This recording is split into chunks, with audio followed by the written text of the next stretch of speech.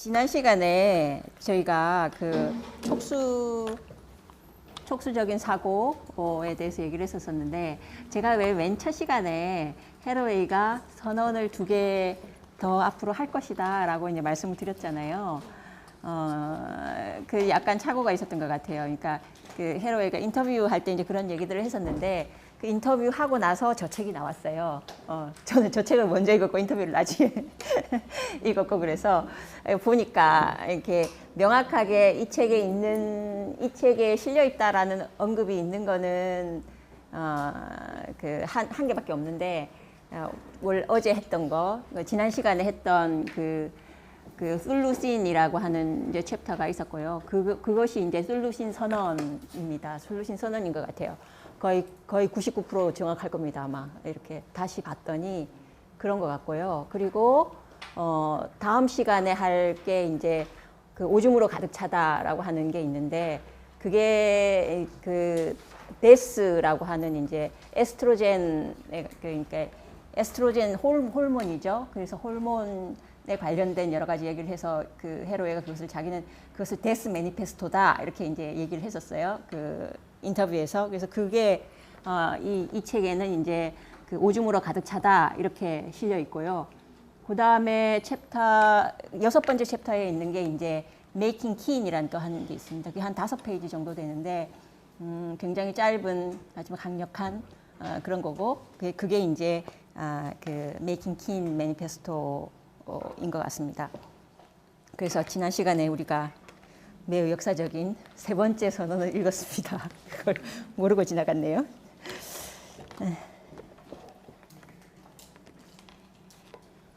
오늘은 지난 시간에는 뭐 이렇게 별로 그 해로웨이가 말하는 그 스토리 같은 게 별로 없어서 조금 이렇게 너무 여러 가지 많은 개념들도 나오고 그래서 좀 어려우셨을 것 같아요.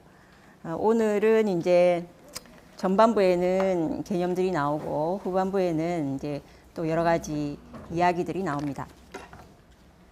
오늘 할 얘기는 오늘 제목이 심포에시스라고 하는 건데요. 심은 with, 같이, 함께 이런 말이고요. 포에시스는 산출하다 이런 뜻입니다. 그래서 함께 산출하다, 함께 만들다 이런 뜻인데요.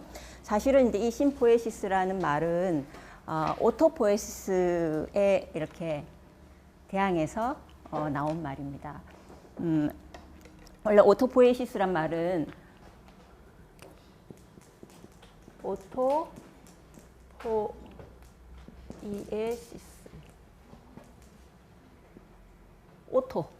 셀프예요, 셀프. 포에시스는 마찬가지로 산출한다, 프로듀싱이란 말입니다. 셀프 프로듀싱, 셀프 메이킹 이런 뜻이고요. 그래서 자기 산출적이다라고 하는 건데, 자기 조직화 이렇게 우리나라에서는 그렇게 많이 번역되는 개념인데, 이것은 이제 1972년에 칠레의 생물학자 이제 움베르토 마뚜라나하고 프란시스 바렐라가 창안한 개념입니다. 이 사람들은 생물학자이기 때문에 생명이란 도대체 무엇인가? 라는 질문에 대한 것이 바로 이 개념이었어요. 사실은 이제 지난 시간에 말씀드린 것처럼 그 생명이라고 하는 실증적인 영역, 생명이다라고 하는 것이 뭔가 실증적이다, 어떤 개념으로 이렇게 정립되어진 것은 매우 근대의 일입니다. 그래서 이제 그 자연 속에 그때까지는 근대 이전에 19세기 이전에는 자연 속에는 사물들이 광물이 있었어요. 광물은 이제 광물은 이게 성장하잖아요. 그러니까 성장할 수 있지만 움직이지 못하고 감성도 없는 게 광물이에요. 그다음에 식물이 있었어요. 식물은 움직이지는 못하지만 느낄 수 있고 한 게 식물이었어요. 그다음에 움직일 수 있는 게 동물. 이렇게 광물, 동물, 식물로 나누어져 있었지, 광물과 식물, 동물을 분리해서 비생명, 생명으로 나누지는 않았습니다. 그것은 근대의 일이죠. 19세기에 이제 그런 그 생명이라고 하는 매우 특이한 어떤 존재 양태, 그 되게 신기하죠. 이렇게 살아있다라고 하는 것이 그렇게 이렇게 이 포커싱 된 거는 근대 이후라는 거예요. 그 전에는 살아있다, 죽었다라고 하는 것이 그렇게 깊은 단절을 갖고 있지는 않았어요. 그게 이제 푸코가 이제 말과 사물에서 한 얘기인데요. 그래서 19세기에는 그래서 생물체를 바라보는 관점이 확 바뀌었어요.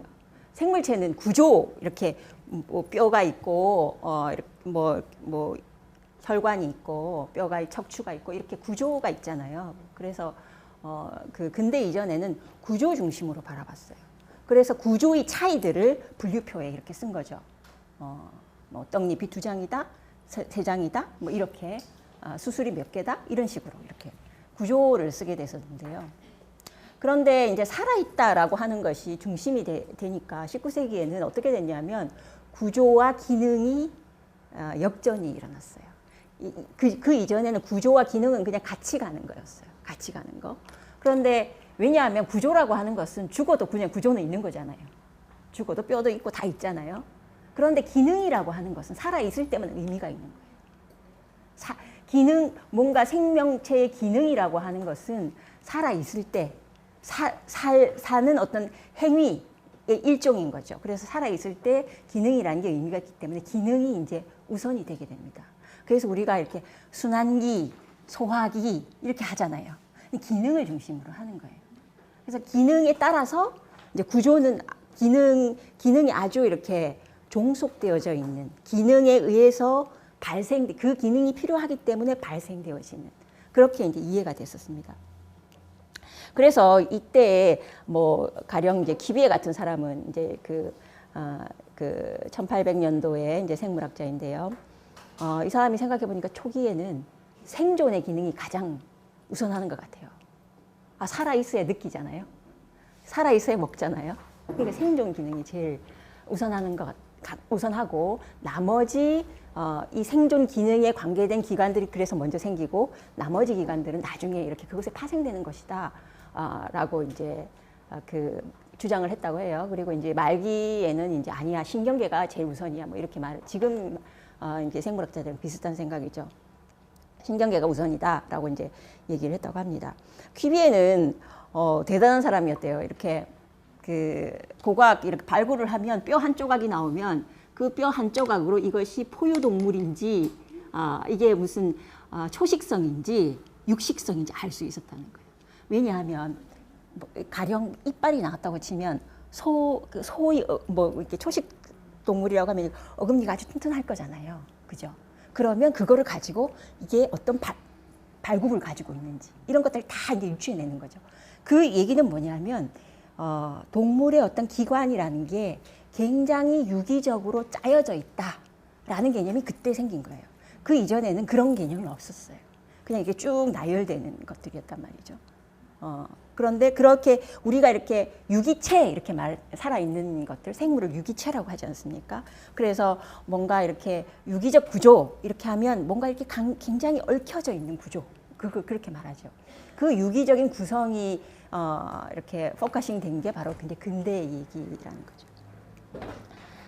그런데 이제 이 생물학자들의 입장에서는 이 생물은 굉장히 다양하잖아요. 뭐 개미도 있고 뭐 쥐도 있고 심지어 박테리아도 있고 다 살아있는 것인데 이 살아있는 것들에 공통되는 이것들을 살아있게 하는 게 무엇일까? 그런 질문이 당연히 나오겠죠. 이것들을 살아있게 하는 것이 뭐. 근데 생물학이 그 답을 할 수가 없는 거예요. 뭐지 이게? 그런 예전에는 그렇게 질문되지 않았던 것들, 생명이라는 것들이 이제 이렇게 포커싱이 되니까 이 다양한 생물들이 있는데 이런 것들이 어떻게 공통의 뭔가를 갖고 있기에 살아있다라고 우리가 살아있는지 죽어있는지 사실 보면 알잖아요. 보면 알잖아요. 그렇게 직관적으로 알 수 있게 하는 그것이 무엇인가? 라는 질문들이 이제 대두되게 됐고 그래서 19세기에는 이제 다시 애니미즘이 나오기 시작합니다. 생명력이라고 하는 것이죠. 이게 이제 애니미즘이 나온 거는 이제 시기별로 애니미즘이 나왔는데 19세기에 나온 애니미즘은 그런 식으로 생명력이라고 하는 것들을 규정하는 방식으로. 왜냐하면 이런 게 아니고서는 이것들이 왜 어떻게 다 살아있지? 어떤 힘이지? 이런 것들을 이제 질문하게 되는 거죠. 근데 뭐 생명력이라고 하는 것은 이제 지금 뭐 누가 생명력이 생명력은 과학적인 설명이라고 아무도 생각하지 않지 않습니까? 그래서 생물학자들의 그 관심은 생명력 그런 거 말고 그 뭔가 이렇게 비물질적인 거 그런 거 말고 실제로 이런 것들을 살아있게 하는 공통의 뭔가는 무엇인가라는 질문들을 하게 됐고요. 그래서 사실 20세기에는 이제 분자생물학, DNA 구조를 발견하고 이런 분자생물학의 시대였고, 다시 이 분자생물학과 다윈의 진화론이 연결되어서 신다윈주의라고 하는 이제 그 사조가 생기게 됐죠. 그래서 이 생명이라고 하는 것을 어떻게 정의하게 됐냐면 재생산, 새끼를 낳는 거. 그래서 자기의 유전자들을 계속 이렇게 수직적으로 퍼뜨릴 수 있는 것. 그것이 생명이다라고 이제 정의하게 된 거죠. 그런데 사실은 이것은 그래서 이제 그 20세기에는 한때 이제 그 센트럴 도그마라고 해서 DNA가 모든 것이다. 라고 생각했었어요. 근데 사실은 이런 거는 그렇게 오래 가지는 않았었고, 뭐 후성 유전이나 이제 여러 가지 세포질의 영향이라든지 이런 것들이 많이 발견되면서 이제 생물학에서 뭐 센트럴 도그마, DNA가 모든 것이다라고 하는 그 주장은 이제 이미 생물학에서 사라졌죠. 그렇지만 뭔가 유성 생식을 통해서 이렇게 유전 물질이 전달되어진다라고 하는 그 어떤 생각들은 크게 변함이 없어요. 그게 환경의 영향을 받느냐, 조금 덜 받느냐, 더 받느냐 그런 정도이고, 환경이라고 하는 것을 어떤 영향을 주는 그 정도, 환경의 영향이 전혀 없다. 이건 우리가 다 DNA에서 다 간다라고 하는 거라면 요즘은 환경의 영향이 무시할 수 없을 정도로 있다라고 하는 거죠. 뭐 가령 이제 후성 유전 같은 경우에는 그 네덜란드 제가 말씀드렸었나요? 네덜란드의 2차 대전 때, 2차 대전 말기에 이제 네덜란드 사람들이 굉장히 기아에 시달렸습니다. 다 봉쇄가 되는 바람에. 그래서 그 사람들이 막 튤립을 삶아 먹고 그랬어요. 근데 그때 그 사람들의 자식들이 거의 대부분 비만이라는 거예요. 왜냐하면 그때 이렇게 생존의 위협을 느낀 거예요. 그래서 그것이 유전이 된 거예요. 그 사람들 전혀 상관이 없는데. 지금은 잘 먹고 잘 사는데도 불구하고, 그래서 그것이 유전이 돼서 이제 그 사람들의 자식들은 먹는 쪽쪽이 저장을 시키는 거죠. 그게 이제 후성 유전이거든요. 그러니까 DNA 중심의 사고에서는 도저히 생각할 수 없는 그런 것들이 생물학적으로 많이 밝혀졌기 때문에 이제 DNA 중심적인 사고는 이제 그렇게 많이는 하진 않습니다. 그렇지만 어쨌거나 그 유전자 중심으로 진화를 설명하고 그것으로 생명이라고 하는 것을 설명하는 것은 사실은 어떤 생물의 활동, 생물의 어떤 유기 구성, 이렇게 우리가 그 생명력이라고 했던 거, 그거를 설명하는 건 아니에요. 그게 아니고 유전자라고 하는 것, 거기에다가 소위 생명 활동이라는 것을 다 집어넣어 버린 거죠. 그래서 이게 어떤 직접적인 설명이라고는 할 수 없는 거죠. 그래서 그 실내에 이제 그 마뚜라나하고 바렐라의 문제 구도는 그거예요. 도대체 생명이라고 하는 것을 생명력 이런 거 말고 과학적으로 어떻게 우리는 이것을 규정할 수 있을까? 이것이 이제 이 사람들의 문제의 장이었던 거죠. 그래서 이제 그것을 설명하는 것이 오토포ie시스라고 하는 것입니다. 그래서 뭐 진화나 이런 것은 사실은 그 생명 그 자체라기보다는 역사적인 것들이잖아요. 그런 것과 무관한 유기 구성을 보자라고 하는 것이죠. 근데 이 오토포ie시스는 1940년도에 사이버 선언을 여러분들이 많이 읽으신 분들이 많으니까 그걸 조금 더 설명을 드리도록 하겠습니다. 1940년도에 그 사이버네틱스라고 하는 아주 새로운 지적 조류가 나오기 시작했어요. 그 이전에는 무언가를 인식한다라고 했을 때 언제나 그 물질에서부터 시작했어요. 그 물질에서 이 물질의 성질로부터 이렇게 연역해 나가는 방식으로. 그 40년대는 전쟁 2차 대전 시기였잖아요. 그러니까 이 사이버네틱스의 주창자 중에 한 명은 이제 그 노버트 위너라는 학자인데요. 이 노버트 위너는 이제 2차 대전 때 이제 무기가 뭐 당연히 이제 군대에 잡혀가서 이제 그 무기 개발을 하고 이제 그런 걸 했었는데 그때 가장 그 이 사람이 해결하려고 했던 문제가 뭐냐면 이제 박격포가 이렇게 비행기가 이제 폭격기가 이렇게 지나가면 박격포가 이걸 쏘아야 돼요. 그죠? 이 폭격기는 박격포를 쏘아야 되겠죠. 서로 이제 죽느냐 죽이느냐의 문제이잖아요. 이거 예측할 수가 없잖아요. 박격포는 그러니까 이 폭격기는 이 박격포에 절대로 맞지 않으려고 비행기가 뒤집어지지 않을 만큼 랜덤하게 운행을 할 거죠. 얘는 그 랜덤하게 운행을 하는 애가 폭탄을 떨어뜨리니까 그게 맞지 않으려면 지가 먼저 쏴야 되잖아요. 가능한 예측을 해야 돼요. 예측을 어떻게 해? 여태까지의 이론으로는, 여태까지의 물리학 법칙으로는 도무지 계산할 수 없는 그런 것들이었어요. 그래서 위너가 구현한 방식은 확률적인 방식을 한 거예요. 그러니까 여기에서 이제 뭐 레이더가 잡히겠죠. 그럼 레이더에 잡히는 데이터를 쭉 이렇게 축적해서 계속 이렇게 어떤 경향성에서 이렇게 그 뭔가 이렇게 벗어나는 것들은 제거하고, 왜냐하면 소음이 굉장히 많겠죠. 이 폭격기는 자기가 그 폭격되지 않으려고 막 그 뭐지 연막탄 같은 걸 쏠 것이고요. 그죠? 그리고 기후 변화도 상당히 있을 것이고요. 그러니까 그런 것들을 실제 내가 레이더에 잡은 데이터는 그런 데이터에 교란이 되는 거니까 그런 데이터를 가능한 없애고 이거를 폭격을 하는 게 임무였어요. 그래서 그런 것들을 수학적으로 개발을 했어요. 그러니까 그런 방식이니까 그 사이버네틱스에서는 그 중요한 그 우리가 첫째 시간에 말씀드린 것처럼 사이버네틱스의 중요한 그 뭐랄까 핵심적인 아이디어는 뭐냐면 커맨드, 컨트롤, 커뮤니케이션을 하는데 그런 잡음이 섞이면 안 되니까 잡음을 가능한 제거하면서 그 명령, 그러니까 쏘라고 하는 명령이 잘 전달되게 해야 되는 거예요. 그게 이제 사이버네틱스의 핵심적인 그 흐름, 핵심적인 아이디어였죠. 그래서 그것을 가지고 사이버네틱스라는 것은 이제 그런 식의 사고는 여태까지는 사실은 없던 거였어요. 왜냐하면 그때는 폭격기가 무슨 성질로 되어져 있는지, 이 폭탄이 무슨 성질로 되어져 있는지 아무 상관이 없어요. 관계들만 중요해요. 관계들만. 물성은 아무 상관이 없는 거예요. 그런 패러다임은 완전히 패러다임이 바뀐 거죠.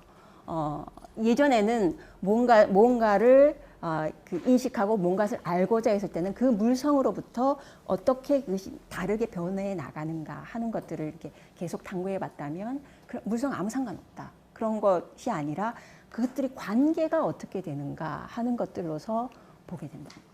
그게 이제 사실은 그 물성으로부터 본다라든지 이렇게 물리학 법칙이라든지 하는 것들은 제가 첫째 시간에 말씀드린 것처럼 매우 투시법적인 시선이에요. 그 위에서 쳐다봐야 하느님이 쳐다봐야 얘가 어떻게 다 알고 계시니까 얘가 어떻게 뒤집어지고 얘가 어떻게 그걸 따라갈지 알 수 있지만 실제 그 장에 있는 사람들은 알 수가 없는 거죠. 그래서 이렇게 그러면 여태까지 우리가 인식한다고 하는 것을 다른 방식으로 해야 되겠다라고 하는 것이 이제 사이버네틱스가 가져온 큰 그 변화라고 할 수 있습니다. 그래서 사이버네틱스에서는 이렇게 G에다가 삼투압 펌프를, 이게 이제 최초의 사이보그예요. 이런 사이버네틱스에 대한 이론들이 뭐 정보 이론이라든지 교육 이론이라든지 생물학이라든지 온갖 건 정말 전체적으로 이 사이버네틱스에 대한 이론들이 큰 영향력을 미쳤는데, 여기에서 그러니까 이제 그 뉴욕 주립대학교의 병원이었을 거예요. 그러니까 클라인이라고 하는 네이슨 클라인이라는 사람하고 이 성들이 다 비슷한데 클라인이라는 사람 두 사람이서 이 G에다가 삼투 펌프를 연결시켰어요. 그래서 G의 생리적인 현상, 막 이렇게 피부는 막으로 되어져 있으니까 그 막에 입출입하고 삼투 펌프하고 이렇게 맞췄어요. 그래서 실제로 저렇게 유기체에다가 기계가 정말 접합되는 그런 것들을 이제 논문에 이제 실게 된 거죠. 이것도 이제 그 사이버네틱스의 큰 이제 효과 중에 하나입니다. 그래서 이런 사이버네틱스를 그 제창한 사람들이 뭐 노버트 위너, 그 다음에 여러분들 잘 아시는 우리 지금 개인용 컴퓨터를 최초의 개인용 컴퓨터 같은 지금 컴퓨터를 개발한 폰 노이만, 그 다음에 그 이제 그 클로드 시에넌 정보 이론을 한 사람이죠. 그 다음에 애슈비, 이 사람은 이제 항상성 이론, 생명이라고 하는 것은 항상성을 유지하는 것에 의해서 이렇게 생명이 유지된다라고 하는 이론을 개발한 사람입니다. 이것도 다 이제 사이버네틱스의 영향이죠. 그래서 그 사이버네틱스를 사실은 한마디로 말한다고 하면 행위에 포착하는 것입니다. 행위의 현상학이라고 할 수 있습니다. 그래서 그 기존의 인지도식이 물질의 성질로부터 이렇게 쭉 연역되는 것이라고 하면 사이버네틱스는 오직 관찰되는 행위들 간의 관계들을 포착하지 진료는 문제가 되는 게 아니었어요.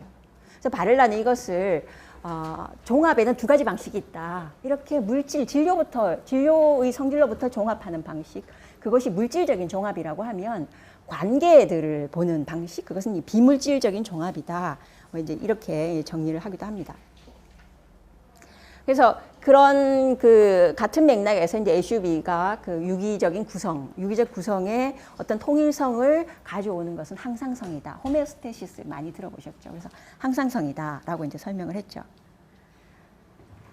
그런데 이제 이 1차 사이버네틱스에서는 이런 관계들이 그것들과 관계하는 예컨대 이제 뭐 항상성이라고 하면 뭐 온도의 변화를 얼마만큼 줄 것인가, 얼마만큼은 괜찮을 것인가 하는 어떤 변화의 리미트를 정하는, 혹은 변수가 어느 정도 일정하게 유지될 것인가 하는 그런 거에만 이제 포커스를 맞추었어요. 그래서 그것이 이제 그런 일정한 방식으로 유지되는 매우 정적인 관계들, 그것을 이제 포착한 게 1차 사이버네틱스였습니다. 그런데 이제 그 오토포에시스는 이런 1차 사이버네틱스에서 나온 항상성 이론을 그러니까 크게 한 두 가지 면에서 이제 확장시킨 그런 이론이라고 볼 수가 있습니다. 첫 번째는 그 오토포에시스에서는 항상성이라고 하는 그 프로세스가 하나만 있는 게 아니라 아주 복수개의, 우리 인체 내에 있는 복수개의 프로세스들이 서로 매우 상관적으로 얽혀 있다라고 하는 것을 이제 얘기한 거죠. 사실은 그 1차 사이버네틱스에서는 왜 이렇게 항상성이 유지되는가, 그걸 설명 못 했어요. 항상성이 있다는 설명을 했는데 왜 그럼 항상성이 유지되는가? 설명을 못 했어요. 그래서 1차 사이버네틱스의 1차 사이버네틱스의 선언이라는 게 있습니다. 이 사람들이 그 선언을 뭐라고 했냐면 행위, 목적, 목적론. 그게 그 선언의 제목이에요. 그러니까 이 사람들은 행위를 포착하잖아요. 행위라고 하는 것은 언제나 목적성이 있잖아요. 무엇 때문에 행위한다라고 하는 거니까.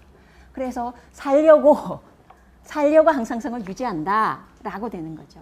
근데 사실 그건 동어반복이죠. 이렇게 생명이란 게 무엇인가라는 것들을 설명해야 되는데 항상성이 유지된다. 항상성이 되기 때문에 생명이 유지된다. 그럼 항상성은 왜 유지되지? 살려고 이렇게 되는 거예요. 그래서 살아있다라고 하는 살려고 한다라고 하는 것이 일종의 목적론인 거죠. 목적론이 돼버린 거죠. 사실은 과학의 이론들이 대부분 다 그래요. 사실은 목적론이에요. 그걸 어떻게 설명할 수가 없잖아요. 그러니까 그런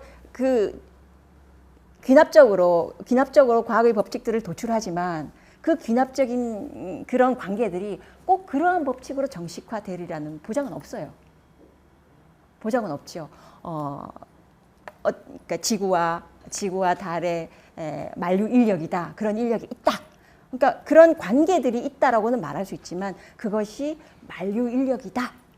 서로 이렇게 끌어당기는 본연의 성질이 있다라고 하는 것은 그냥 이렇게 가정이죠. 그렇게 가설을 세우는 거죠.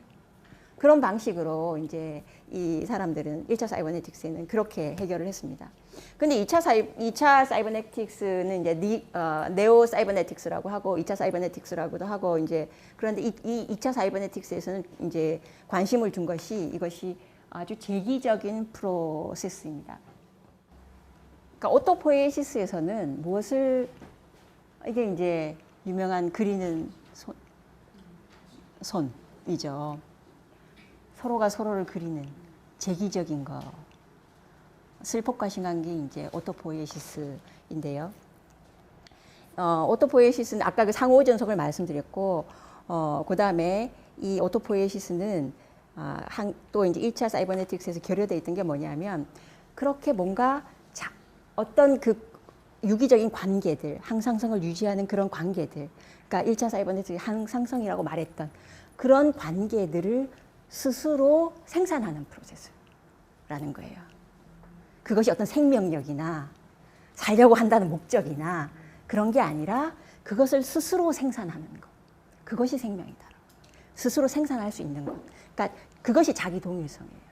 그러니까 어떤 가령 이제 항상성이다라고 하면 어떤 그 여러 가지 관계들이잖아요. 관계들을 일정한 관계들을 유지한다라는 거죠.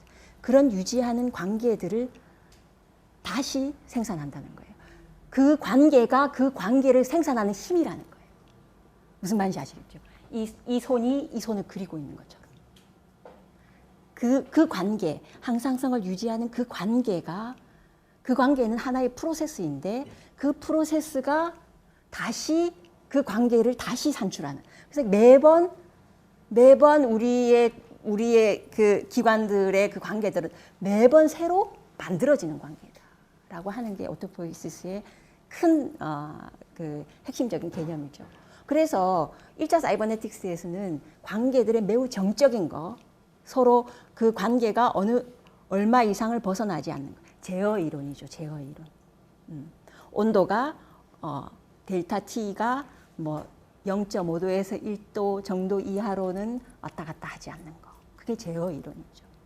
그게 이제 1차 사이버네틱스에서 본 것이라고 하면, 그래서 그때는 1차 사이버네틱스에서는 왜 그렇게 그런 관계가 유지되는가라는 것을 말할 수 없었다는 거죠. 근데 이제 이 마뚜라나와 바렐라는 생명이라고 하는 것은 그런 관계를 스스로 생산하는 것이 바로 생명이다. 그런 관계가 만들어지고 그 관계가 문제가 아니라 그 관계를 새롭게 다시 만들고 하는 것이 바로 오토포ie시스의 핵심이라고 하는 것이죠. 그래서 그것은 오토포ie시스, 자기 생산적인, 그리스 말 그대로 자기 생산적인 그런 시스템이다, 이제라고 했습니다.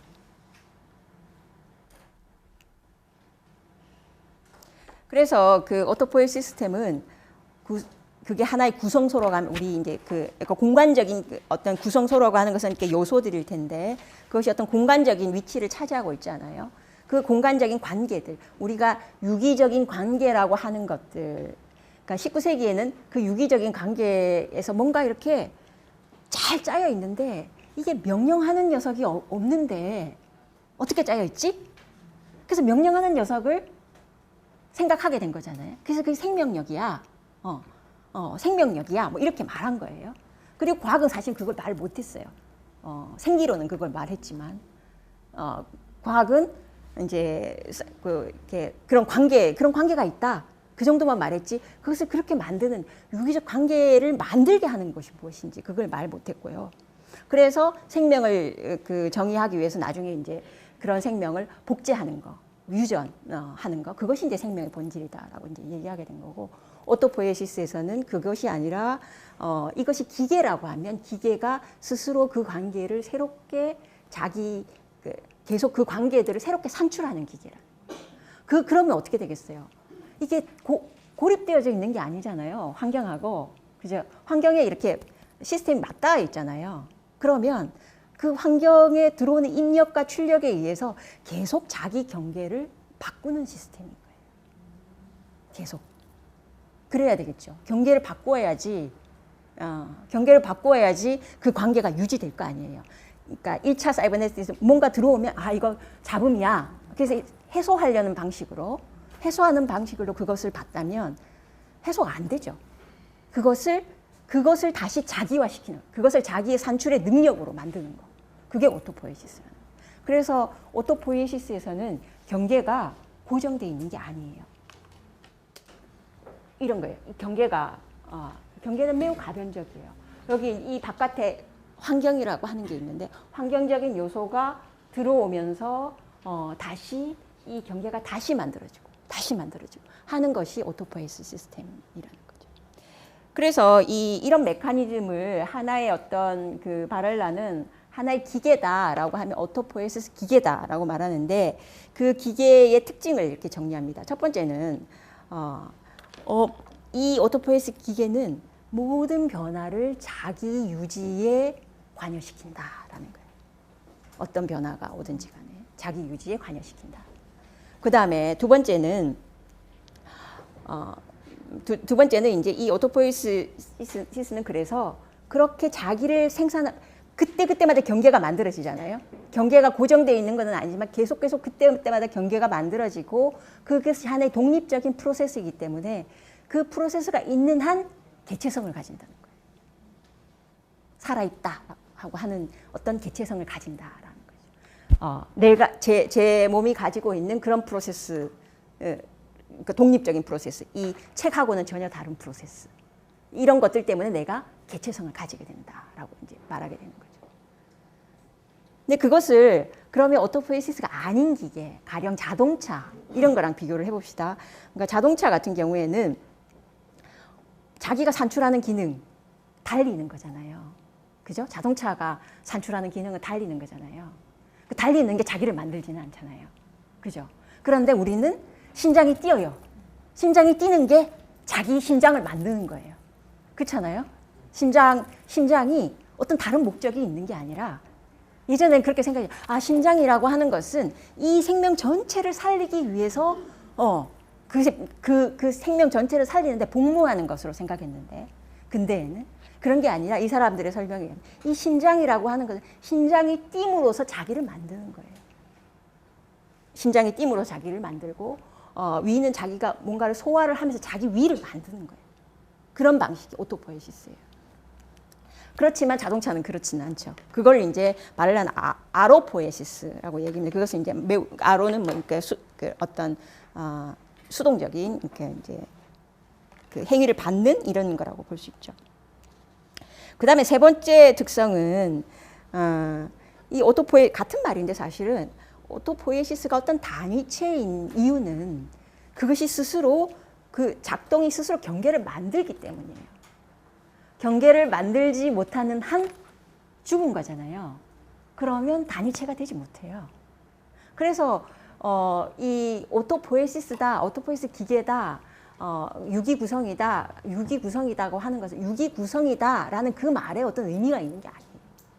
그것은 그냥 하나의 특정한 프로세스, 어떤 과정 중에 있는 프로세스이고 그 프로세스를 지칭하는 말이고 그 프로세스가 중단되면 의미가 없어지는 말이에요. 그래서 이 사람들은 생물이라고 하는 것은 살아있을 때만이 개체성을 가지고 경계를 가지고 살아있을 때만이 생명인 거예요. 죽은 건 생명이 아니에요. 그렇게 된 거죠.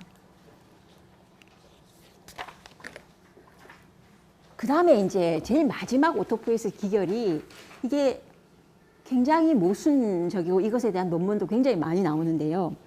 바렐라는 오토포ie시스 기계는 입력도 출력도 없다라고 얘기를 합니다.